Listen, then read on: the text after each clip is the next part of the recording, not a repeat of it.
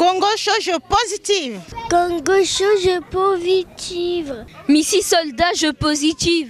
Morgane Mapinda, je positive. Morgane Mapinda, je positive. Oh, négativité n'est pas Mapinda. Je positive. Je positive. Et positive. Je positive. Je positive. Je positive. Je positive. Je positive. Je positive. Et positive. C'est une énigme de la politique congolaise. Élu 2 fois député de Mongali. Nous recevons aujourd'hui sur Congo Show TV le député Idever Moané. C'est pas bon, papa. Alors, monsieur le député, je commencerai avec cette question-là. En 2 ans de mandat, quel a été votre accomplissement au sein de l'Assemblée? Sachant que malheureusement, beaucoup de personnes disent que lors de votre 2e mandat, notamment celui, donc le dernier, vous avez eu à tricher pour gagner. Donc vous faites allusion à mon premier mandat, donc le 2e mandat. Ah d'accord. Oui, le premier mandat, vous le savez, c'était tumultueux. 2012, nous gagnons l'élection. 2013, avec le recrutement des blogueurs, les jeunes ont été formés pour commencer à faire de l'intox, l'intimidation et la désinformation en vue, n'est-ce pas, de faire choir notre régime. Et donc, on ne pouvait vraiment pas se concentrer sur le volet intellectuel qui consisterait, n'est-ce pas, à légiférer. La démocratie est une réalité de terrain. Donc il fallait occuper ce terrain du Congo pour empêcher à ce que nos détracteurs se satisfassent, n'est-ce pas, de leur machination. Vous avez été, monsieur le député, beaucoup plus sur le terrain. Est-ce cela qui a mené justement aux nombreuses accusations qu'on a pu entendre concernant donc ce second mandat? Vous avez été accusé notamment d'avoir triché, comploté, afin de vous retrouver donc député pour une 2e fois. Je ne regrette rien. Ce n'est pas dans mes habitudes de me justifier. Mais ce qui est vrai, c'est que j'ai été sur le terrain. Parce que je me considère tout d'abord comme peuple, en dépit du fait que je sois élu député. Je suis d'abord peuple, natif de Mongali, semblable des miens. Et donc, par conséquent, je ne pouvais pas être absent ou muet, voire même apeuré pour laisser, n'est-ce pas, le champ libre aux démagogues, aux immoraux et aux ingrats. La politique répond et obéit à un code. Le code, c'est le respect de la rectitude de la morale, respect de la population et respect de ses idéaux. Donc je ne regrette rien, je n'ai pas à me justifier, je ne nie rien. J'ai été sur le terrain politique, démocratiquement, pour faire en sorte que nous parvenons à changer la Constitution, donc créer les conditions d'adhésion populaire en faveur du changement de la Constitution. L'honorable député Idever Moané, j'aimerais savoir, avez-vous proposé des lois à l'Assemblée nationale pour l'amélioration de la vie des prisonniers au Congo, tout en sachant vous-même, vous avez été un ancien prisonnier? Vraiment, votre question comporte plusieurs ambiguïtés. Mais dans la mesure du possible, à mon entendement, je m'évertuerai, n'est-ce pas, à vous répondre. Déjà, je commence par la dernière question me concernant. Prisonnier, oui, j'ai connu le service carcéral. C'est ce que je dis d'ailleurs aux enfants que j'ai recrutés, que j'ai cooptés pour ce combat de la paix, ici au niveau de la diaspora, que les points, le frétillement, la colère ne résout rien. Oui, j'ai été très riche en coups de poing et je croyais à un moment, une époque de ma vie, que je devrais faire du tac au tac, c'est-à-dire tu es mal élevé chez toi, tu viens me provoquer, je ne devrais que me défendre. C'est pour ces raisons que j'ai connu ces endroits, que je ne regrette pas d'ailleurs, parce que le passage dans ces endroits, pour des besoins, pour des raisons de poing, de coups de poing, m'ont assagi. Et aujourd'hui, connaissant qui je suis, j'ai pu rehausser mon combat. Mon combat n'est plus physique, mais plutôt mental et intellectuel, voire spirituel. Mais en ce qui se concerne les autres prisonniers, je ne sais pas de quel prisonnier faites-vous allusion. Les prisonniers politiques. Ah d'accord. Il n'y a jamais eu de prisonniers politiques au Congo. Mais il y a eu je peux dire des mercenaires politiques. Parce que si vous faites allusion à ceux qu'on a arrêtés avant, donc pendant les périodes de 15-20 octobre, qui par un mouvement insurrectionnel ont voulu marcher jusqu'à la résidence, je parle de Paul Kaya et autres, pour renverser le pouvoir, je dis que ce n'est pas des politiques. Parce que c'est des gens qui faisaient preuve des attitudes guerrières, puisqu'on a pu retrouver chez eux des armes de guerre. Ce n'est pas des prisonniers politiques. Et puis à ma connaissance, je n'ai jamais connu Makaya comme étant un homme politique. Ce qui concerne Léo Kombi et autres, vous le savez, ils ont été candidats. Et la preuve, il y en a bien d'autres qui sont en liberté. Mais ceux-là, l'État leur reprochait bien des choses, à savoir leur rapport avec les armes et avec des mercenaires étrangers aussi. Bon, de tout cela, on peut aujourd'hui dire que c'était le court terme. Dans l'instant T, il fallait les prendre pour garantir la sécurité, la stabilité et la paix pour tous. La justice passera et le président a son mot, et étant donné que ces gens-là ne sont pas étrangers au président, donc il pourra peut-être par la suite les amnistier. Mais la loi passera quand même pour ne pas donner à n'importe quel bandit, n'est-ce pas, le droit de faire ce qui est associable, j'allais dire. Merci. Lorsque l'on parle du pool, on parle de Ntoumi. Le pasteur Ntoumi a demandé un dialogue au président.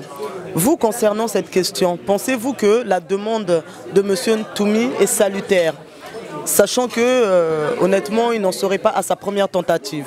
Que pouvez-vous nous dire par rapport à cela? Oui, au début de la guerre, en 2016, oui, il en était demandeur. Mais après, à mon entendement, je pense que c'est monsieur le président de l'Assemblée qui a emboîté le pas dans le même sens que Ntoumi. Ce qui n'est pas mauvais. C'est une très bonne chose, sauf que il faut essayer de nous dire clairement les points sur lesquels on aimerait négocier. Est-ce qu'on négocierait tout simplement parce que Idéver Moani aurait 2000 hommes avec des armes et en complicité avec certains qui le renseignent pour mettre en difficulté l'armée, ou alors on négocie parce que il y a l'impasse. Il faut donc chercher et trouver les solutions parce que quelque part l'armée a montré ses limites. L'armée est-il arrivée au bout, ou pensez-vous qu'il puisse y avoir une solution, un entendement entre le gouvernement et M. Toumi qui jusqu'à aujourd'hui se cache encore, et on a du mal à comprendre qu'au sein du Congo il y a une armée mais qu'on n'arrive pas à trouver un seul homme et qu'on nous explique qu'il se cache quelque part dans la forêt. Vous voyez pas, je sais pas, il y a une ambiguïté quelque part, quoi, il y a un problème. Je pense que ce n'est pas au niveau de l'armée, mais le problème c'est vous. Vous criez au génocide. Dès l'instant où il faut sortir tous les moyens nécessaires pour mettre terme à ce bandit. De l'autre part, c'est encore vous qui soutenez, n'est-ce pas, la démarche de ce dernier lorsqu'il veut que le dialogue se tienne avec la communauté internationale. L'absence de communication fait que nos détracteurs aient beaucoup d'avance sur nous parce que les populations les écoutent. Ici, le problème, c'est que Toumi a pris des armes. Toumi qui n'a pas été candidat. Toumi était l'ami de Parfait Kolela. À leur meeting du mois de décembre, Toumi a coupé à la machette. Donc ces gens ont coupé à la machette quelques agents de la police. Ce qui se passe, c'est bien la conséquence de ce que Toumi a eu à poser à la suite, n'est-ce pas, du meeting de Parfait Kolela qu'il était le directeur de cabinet, le directeur de campagne. L'État doit communiquer et nous dire que bon, l'armée ne peut plus et donc on négocie avec Toumi. Le problème est peut-être politique, c'est pourquoi il faut maintenant aller vers des solutions politiques. Mais sinon, avec mes petites connaissances, je sais que l'armée n'a jamais fait d'offensive générale au niveau du Poul. Donc il n'y a jamais eu guerre, je peux le dire, mais il y a un bandit qui sévit au Poul et puis l'armée se devrait, n'est-ce pas, de prendre position là-bas pour éviter que ce dernier fasse beaucoup plus de mal à nos populations. Le député, j'aimerais juste que vous puissiez nous éclaircir. Notre armée est en difficulté pour notamment localiser Ntoumi, mais tout en sachant que vous, chez vous, un ex-Tsiloulou qui n'est autre que Ramsès, qui est le chef de la sécurité de Ntoumi. Oui, s'agissant de ce petit, mais il n'est pas le seul, ils sont plusieurs chez moi. Ce n'était pas à moi de constituer l'une de mes parcelles en foyer social pour héberger tous ceux qui ont du mal à s'abriter, se loger. Est-ce que vous n'avez pas peur que demain ces jeunes ex-combattants que vous hébergez sur vous puissent devenir ceux qui doivent inquiéter la sécurité dans notre pays? Je suis un homme avec des convictions. Mon passé me précède. Ces jeunes en venant vers moi savent qui j'ai été hier et ce que je suis, l'homme que je suis devenu aujourd'hui. Et ils savent qu'en moi, le physique est relégué au dernier plan. Mon combat se situe sur 3 autres plans: mental, intellectuel et spirituel. Donc, la paix que je prône ici en France, l'amour du prochain et le pardon. À défaut d'être pasteur, je trouve tout de même les mots qui parviennent à leur faire entendre raison. Et ces jeunes, je pense, sauf le fait que je n'ai pas de pouvoir direct sur eux, en termes financiers bien entendu, mais ils m'écoutent, le peu qu'on a, on essaie de faire avec, et c'est des gens qui contribuent énormément, et je dis bien énormément, pour la restauration de la paix véritable au Congo. Pas des slogans, c'est une réalité de fait, de terrain. Voyez-vous le cas du petit que vous venez d'évoquer, quelqu'un qui a femme et enfant, vous ne pouvez pas lui donner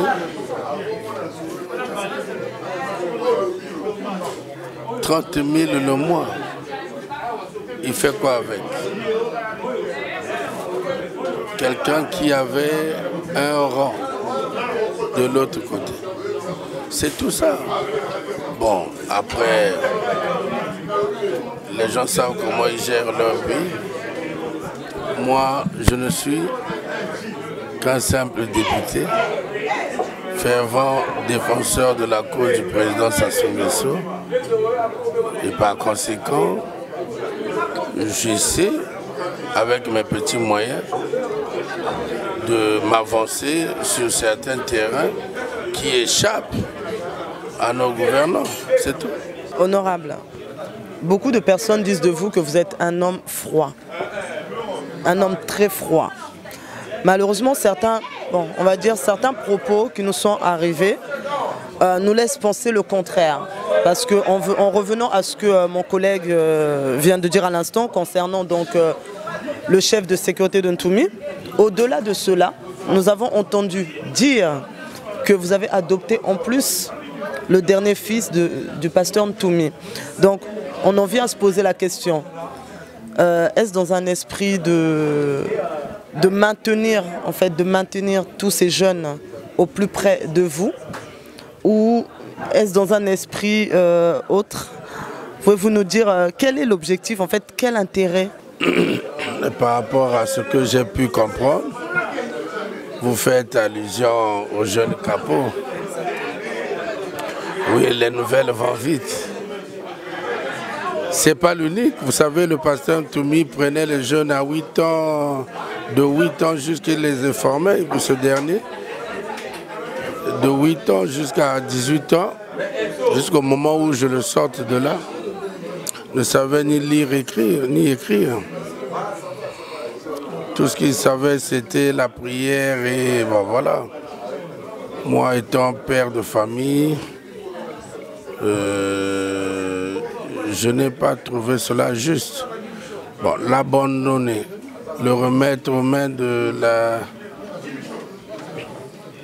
DCRM ou je ne sais pas quelle autre direction, ce n'était pas rendre service à ce petit qui est orphelin de père et mère. Donc il m'a été d'une obligation humaine, comme tout parent, de l'adopter. C'est ensemble des actes que je pose à l'endroit des ex-combattants, Ninja, Silolo, Koko, peu importe le qualificatif, n'a pour but que de redonner espoir à ces jeunes et de priver la main-d'œuvre aux démagogues politiques congolais. Je ne le regrette pas et je n'ai point de crainte ni de justificatif possible à donner à qui que ce soit à ce sujet. Je le fais à mon âme propre et conscience pour le bien, je dis bien le bien fondé de tous. Aux élections présidentielles, vous avez énormément bataillé pour faire valoir les projets du président de la République. Certaines personnes ont été surprises de constater que lors des nominations, notamment des ministres, le nom du député Idever Moani ne figurait pas. Qu'avez-vous pensé de ces nominations? C'est bien de penser comme ça, mais je le dirai pas comme ça. Plutôt, il faut reconnaître une chose et le faire observer que quand on sert un chef, on le sert pour ce qu'il est. On le sert pour ce qu'il est et non pour ce que tu dois être. Le Congo a une chance d'avoir M. Denis Sassou Nguesso comme président. C'est une chance. Et moi, je l'ai fait par conviction. Parce que c'était comme un fait de mode. De Kadhafi à Mobutu, comparé aux autres, les gens croyaient que ça devrait aussi être possible au Congo. Mais en politique, il n'y a pas de transposition. Ça n'existe pas. Et puis nous sommes quand même un grand peuple, vieux par l'histoire. On ne pouvait donc pas nous assujettir, n'est-ce pas, et se poser en simple objet de perspection d'autrui. Mais c'était à un moment donné de notre histoire où nous devrions, n'est-ce pas, être les propres sujets de notre histoire. Et j'ai pris mon courage, moi, y compris mes amis. Je n'étais pas seul dans ce combat. Et fort de mon aura et mon vécu, j'ai donc pu créer, n'est-ce pas, cette adhésion populaire avec l'emploi du verbe changer qui, soi-disant, était prohibé, voire interdit d'emploi. Il fallait parler de révision et autres. Mais je l'ai dit, mais après, j'ai vu, juste après, quand j'ai balisé le terrain, certains commençaient timidement à venir employer le même verbe. Je puis vous dire que, pour moi, par rapport à votre question, j'ai un sentiment mêlé de satisfaction et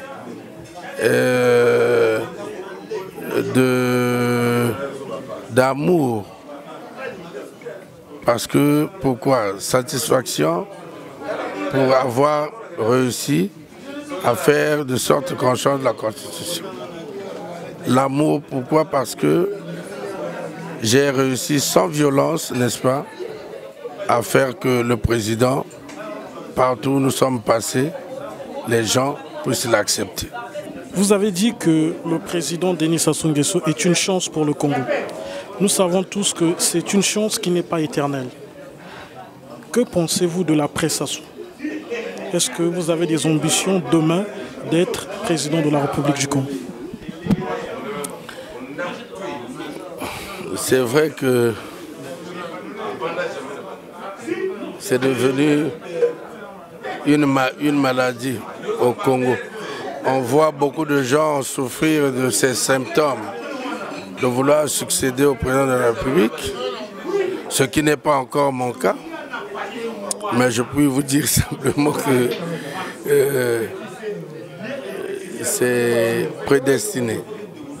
Si c'est écrit que c'est tel, un tel ou telle autre personne qui le succédera, rien, je dis bien que rien ne l'empêchera. Mais ce n'est pas mon cas, hein, je vous le dis clairement.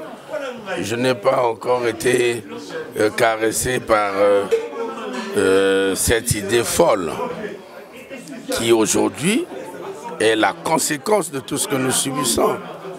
Regarde tout ce que je fais sans frais de souveraineté. Et pourtant, il y a des gens qui ont été nommés, mis à ces postes-là pour ce que je fais ici. Mais qui, par ailleurs, arrivent en France, se calfrètent dans les hôtels, en se prélassant, sans se soucier de ces populations. Non, je n'ai qu'une obligation, un devoir. L'obligation de sustenter à l'action du président de la République, le devoir de servir les miens et pourquoi pas de créer des conditions pour que enfin le vivre ensemble ne soit plus qu'un simple slogan, mais plutôt un fait. Il y en a qui chuchotent que la presse Sassou a été déjà décidée. D'autres disent que c'est son fils, notamment votre collègue député, Denis Christophe Sassou Nguesso, qui peut le succéder. Bon, excusez-moi, je n'ai pas l'habitude de consulter les voyants. D'ailleurs, j'ignore totalement où se situe leur cabinet, ce qui ne me rend pas la tâche facile pour vous répondre. Mais ce que je sache, c'est que Denis Christophe Sassou Nguesso, c'est le député d'Oyo. Il a gagné ses 2 mandats, les élections avec brio. C'est un politique très intelligent. Son altruisme n'est plus à prouver, y compris son intellectualisme aussi. Bon, maintenant, il reste imparfait par l'œuvre humaine. Parce que n'oublions jamais que Dieu nous a fait sans plutôt finir son œuvre. Donc il revenait, n'est-ce pas, à l'humain d'achever l'œuvre humaine. Donc, par conséquent, on peut tous ensemble ici se mettre d'accord pour dire que le futur n'est pas à notre portée. Donc il faut peut-être consulter les grands manes ou chamans pour qu'ils nous en disent davantage. Mais pour ma part, je sais que c'est quelqu'un de très intelligent, altruiste, avec l'esprit ouvert, capable d'expliquer et d'orienter par son intelligence, parce qu'il a une qualité requise d'abord. Donc, mais pour le reste, en ce qui concerne son destin, je ne suis même pas dans le secret de Dieu, donc je ne saurais vous dire quoi que ce soit à ce sujet, sauf mensonge de ma part. Alors, monsieur le député, pour rebondir sur ce que vous avez dit à l'instant, concernant donc le travail acharné que vous faites au sein de la diaspora. En ce qui nous concerne, aujourd'hui, la diaspora a tendance à se sentir lésée, justement par le gouvernement, par notre gouvernement au Congo. Ce que d'autres ministres pourraient faire, aujourd'hui, c'est le député Idever Moani qui le fait. Vous venez au sein de la diaspora, vous essayez de discuter avec les, on va dire, différentes personnes de la diaspora, aussi bien la jeunesse que les personnes un peu plus âgées, aussi bien les opposants que les combattants et les gens de la majorité présidentielle. Pensez-vous qu'à ce stade, on pourrait envisager de créer un ministère, on va dire un ministre chargé de la diaspora? Et si cela était le cas, est-ce que ça serait possible? Je puis vous dire que je ne suis pas dans la confidence du président, déjà, pour commencer, pour anticiper ou pouvoir aisément vous dire ce qu'il adviendra, n'est-ce pas, de la diaspora. Parce qu'une chose est vraie, le président de la République n'est plus dans les années 76 où il partait à la conquête du pouvoir. Mais c'est quelqu'un qui va plutôt vers la sortie. C'est une évidence, ça on ne va pas le cacher, mais nous devrions, n'est-ce pas, regrouper les talents, commencer une réflexion, n'est-ce pas, en vue de préparer sa sortie. Mais ce ne serait pas sous les chantages ou la surenchère, encore moins sous l'intox ou l'intimidation. Mais au prix d'une profonde réflexion, l'ensemble de la majorité présidentielle devrait s'asseoir, réfléchir sur le futur du Congo. Avec lui, bien entendu. Parce qu'il n'est pas question de le mettre hors jeu. C'est le grand sage. C'est l'homme qui connaît mieux que nous tous le Congo. Et ce n'est qu'avec lui que nous saurions, n'est-ce pas, gérer, j'allais dire, bien gérer notre futur. Sinon, ne vous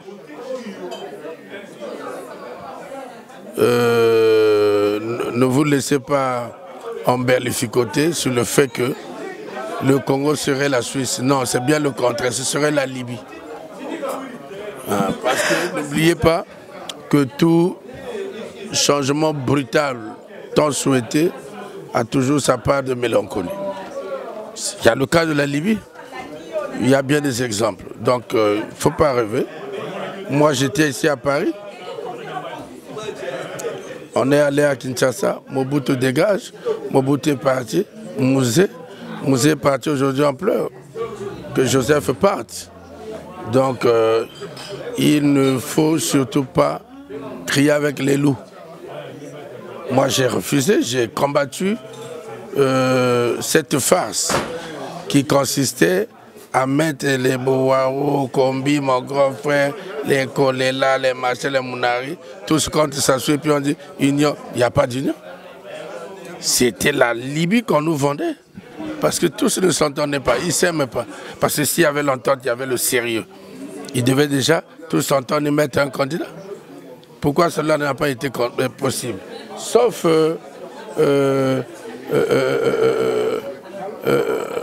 manque d'intelligence ou de maturité de certains Congolais qui croyaient que, comme eux-mêmes disaient, dégager sa source c'était la solution. Au jour d'aujourd'hui, une majorité des opposants proviennent du gouvernement, on va dire. Parce que pour nombreux d'entre eux, on va dire les opposants, c'est des anciens ministres. Voilà. Donc on a tendance à se dire, est-ce que le gouvernement n'a pas tendance justement à les préfabriquer, ces opposants?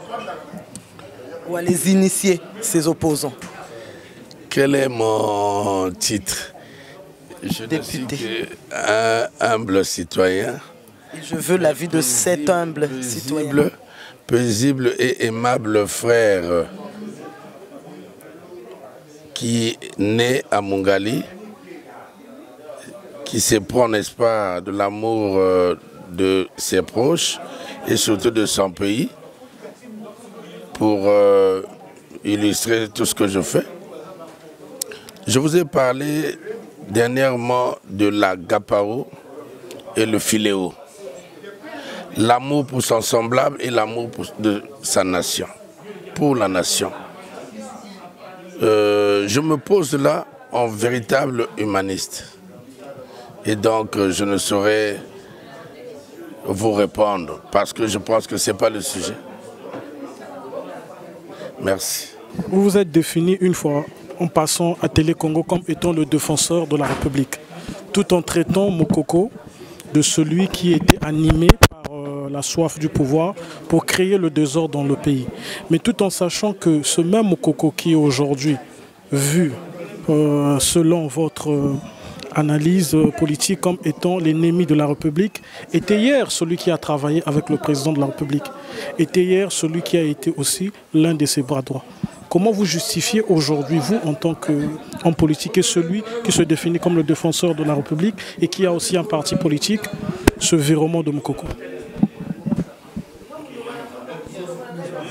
Je pense que vous confondez deux personnes. Je ne le connais pas personnellement et je n'ai donc pas à le juger sur quoi que ce soit, mais par constatation, mon raisonnement se veut factuel. J'ai ici votre citation. Mon raisonnement se veut factuel.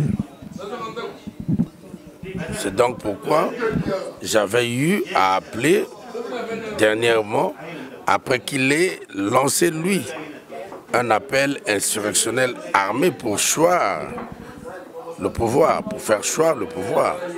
Et moi, j'ai appelé à la grande vigilance patriotique pour barrer la voie à l'insurrection mercenariale et militaire. Donc, bon, après, les gens, comme à leur habitude, ils ont tiré à huée, à dia, ils ont préféré faire du tohu-bohu, bon, dire du n'importe quoi, tout simplement en se focalisant sur le vestimentaire. Or, ce que j'avais dit était, n'est-ce pas, proportionné à ce que, à l'appel insurrectionnel armé lancé par le général Mokoko. Bon. Et ce jour-là, vous passez à Télé Congo entouré de jeunes qui formaient comme si c'était votre milice. C'est le vestimentaire, c'est les goûts, c'est les couleurs. Ça n'a pas d'importance, c'est des jugements de valeur, ça. Mais le contenu de mon message, vous ne l'avez même pas entendu. Mais ici, en saisissant l'occasion devant votre micro, je puis vous dire laconiquement le but de mon passage à Télé Congo. Ce n'était pas un maquisard. Ce n'était pas pour intimider le peuple. Ce n'était pas un maquisard. Alors, comme Mokoko appelle aux barricades, à l'insurrection, à la marche, au machin, c'est-il pas là des preuves d'intimidation? Donc, à un moment donné, on doit être sérieux. On doit être sérieux, sans lucidité. On se lance dans des frétillements du genre que vous avez vu là. Et après, bon, on cherche quoi? Diaboliser, mais il devait quoi? Il n'est rien qu'un pionnier de la démocratie congolaise, donc patriote. Le Congo traverse aujourd'hui une période économique nébuleuse. Est-ce que vous pensez que la sortie du Congo, du franc CFA, va permettre le développement rapide de notre pays?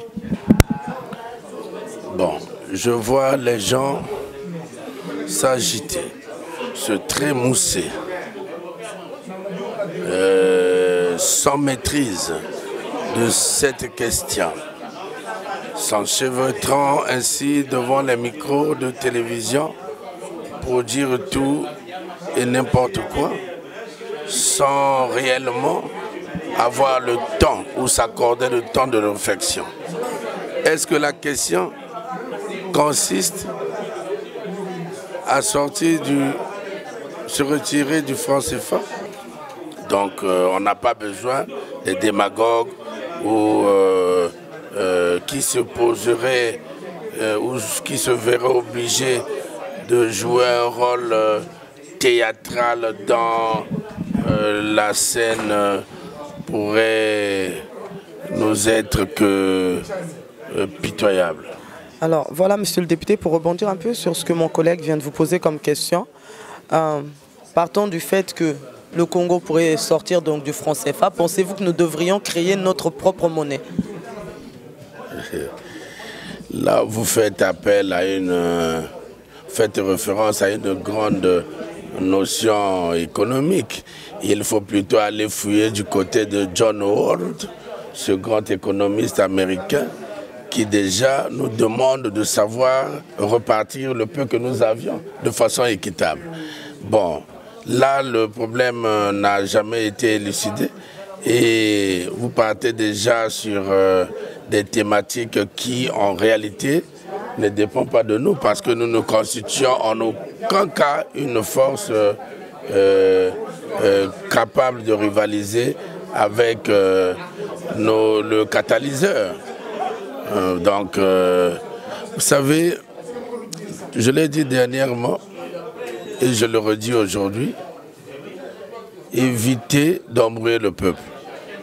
Ne posez pas de fausses questions sous prétexte d'éluder une situation ou quoi que ce soit.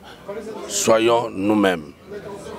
Est-ce qu'aujourd'hui, sommes-nous capables de tenir tête à ce pays qui a des complices chez nous en Afrique? Si oui, posons des vraies questions. Sinon, alors taisons-nous. Taisons-nous. Et donc, c'est pourquoi, excusez-moi, c'est pourquoi j'ai demandé à mes frères de la diaspora de ne pas s'embrouiller en croyant que Sassou, c'est le problème. Le président Sassou n'est pas le problème. Le président Sassou, c'est peut-être l'une des solutions à nos problèmes. Parce qu'il parvient à nous défendre. Ce n'est pas en fanatique que je le dis, mais c'est en homme réfléchi que je le dis. C'est un homme réfléchi que je le dis. Ne nous embrouillons pas, posons-nous des vraies questions. Est-ce qu'il est temps? Est-ce que nous en avons les moyens? Êtes-vous capable? C'est à ces questions-là que vous devez répondre. Et il faut éviter les choses. Vous allez tuer aujourd'hui. Youlou a été applaudi, élu, lapidé, chassé. Massamba Deba élu, lapidé, chassé. Ngwabi élu, tué. Yomi élu, lapidé, chassé. Denis Sassou Nguesso élu, décrié. Lissouba élu, chassé. Denis Sassou Nguesso élu, aujourd'hui décrié.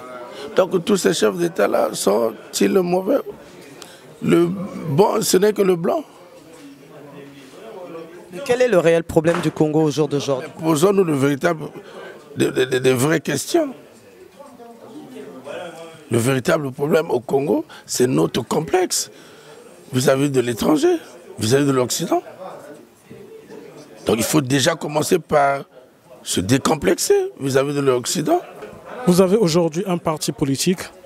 J'aimerais savoir le nom de votre parti politique parce que ce n'est pas souvent connu par le peuple. Et quel est l'idéal politique de votre parti? Ce serait quand même antinomique. Ce serait antinomique de votre part que vous me posez cette question dans la mesure où vous savez déjà un peu sur moi. Jusqu'au fait que j'ai été en prison. Mais vous ne savez pas ce qui est bien. Vous voyez ce qui tue le Congo. Vous partez fouiller dans les poubelles au lieu de voir ce qui est présenté au niveau de la vitrine. C'est ça le problème. Vous m'appelez, vous ne savez pas que j'ai un parti politique nommé Club Perspective et Réalité, en sigle CPR, mais vous savez déjà que dans ma jeunesse, avec mes points, j'ai été en prison. Bon, vous voyez, ça ne vous grandit pas. Et ça, la somme de ces genres de conceptions, de pensée, fait que notre pays ne connaisse pas le développement véritable. Parce que vous êtes bas, ça ne vole pas haut. Est-ce que trouvez-vous normal que vous me posez la question là, en dernier lieu de savoir quel était le nom de mon parti, du moment où vous connaissez presque tout de mon parcours, jusqu'à sortir juste le point, mais vous ne m'avez pas dit ici comment faisiez-vous pour créer des clubs de karaté, pour créer les clubs de football, pour créer, faire des anniversaires, et pourtant vous n'avez que 13 ans, 14 ans ou 12 ans. Ça ne vous l'avez pas dit. Mais vous partez prendre un élément où j'avais peut-être 22 ans, sortir pour avoir tapé quelqu'un, vous avez été en prison. Vous êtes bas. Et ça, étant donné que vous ne voulez pas où, je vais vous l'imager. Voyez le rat n'est pas maître de son destin. Si longtemps qu'il tourne dans votre salon, vous le voyez. Mais vous n'avez pas encore décidé de le tuer. Le jour où vous décidez de le tuer, vous allez le tuer. Mais l'aigle prend de la hauteur avant de piquer, de foncer sur sa cible. Donc voler un peu haut. L'idéal politique. Évitez de vous mettre en but. Merci. Vous venez de suivre l'interview du député honorable Moani avec Mrs Soldat et le 20 Valentin sur Congo Show TV. Oh, négativité n'est pas ma pinda. Je positive. Je positive. C'est pas bon, papa.